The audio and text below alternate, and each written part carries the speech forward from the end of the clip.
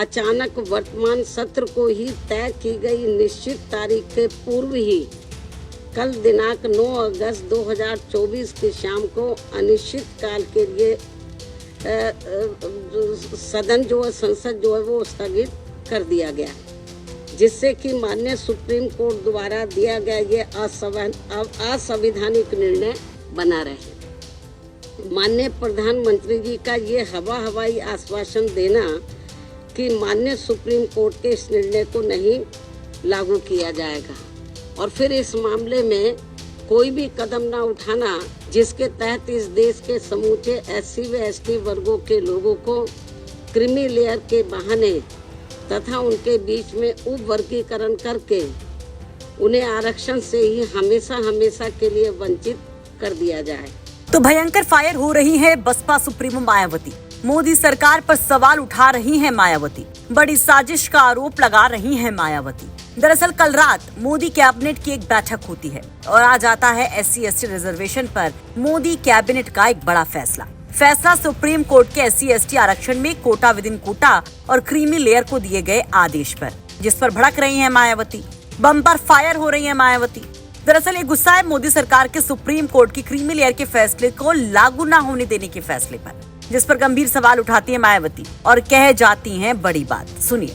अचानक वर्तमान सत्र को ही तय की गई निश्चित तारीख के पूर्व ही कल दिनांक 9 अगस्त 2024 की शाम को अनिश्चित काल के लिए सदन जो है संसद जो है वो स्थगित कर दिया गया, जिससे कि माननीय सुप्रीम कोर्ट द्वारा दिया गया ये असंवैधानिक निर्णय बना रहे और बीजेपी की केंद्र की सरकार की मंशा जिसकी वकालत उन्होंने सुप्रीम कोर्ट में की थी वह बनी रहे,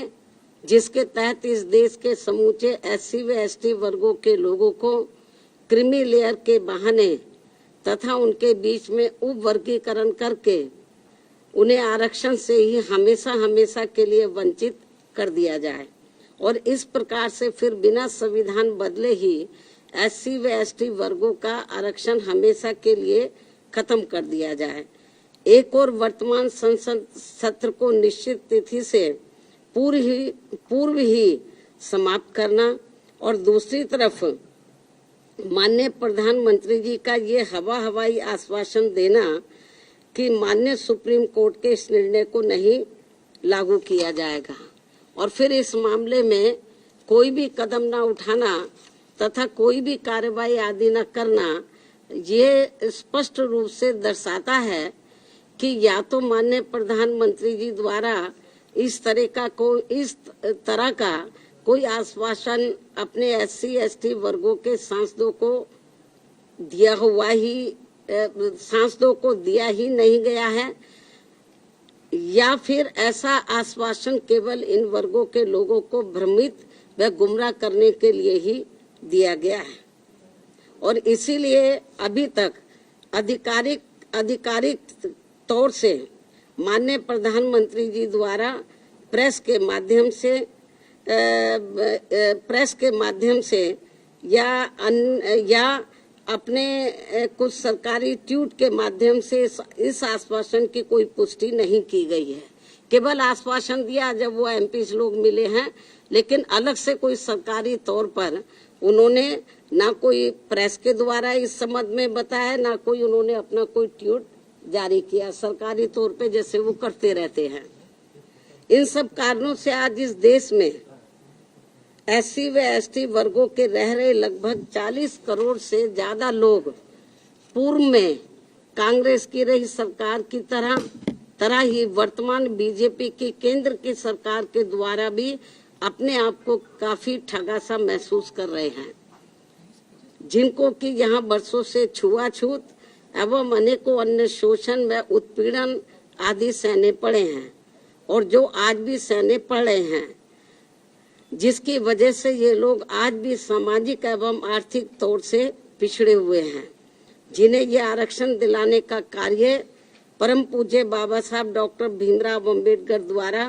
कांग्रेस पार्टी के भी विरोध के बावजूद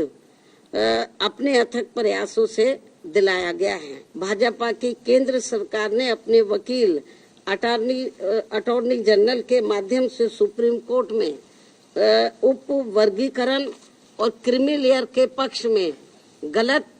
दलीलें दिलवाई थी, जिसकी वजह से ही नागराज के निर्णय की तरह दविंदर सिंह बनाम पंजाब राज्य के केस में भी माननीय सुप्रीम कोर्ट द्वारा दिनांक 1 अगस्त 2024 को आरक्षण के विरुद्ध निर्णय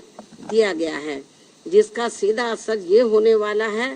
कि अब संपूर्ण SC व ST वर्गों को आरक्षण प्राप्त नहीं हो सकेगा, क्योंकि इस निर्णय के अंदर ऐसी व्यवस्था कर दी गई है कि अब पूरे देश में राज्य सरकारें अपने अपने राजनीतिक फायदे के हिसाब से SC व ST वर्गों के लोगों को आपस में ही लड़वाने का काम करेंगी और इन वर्गों के लोगों को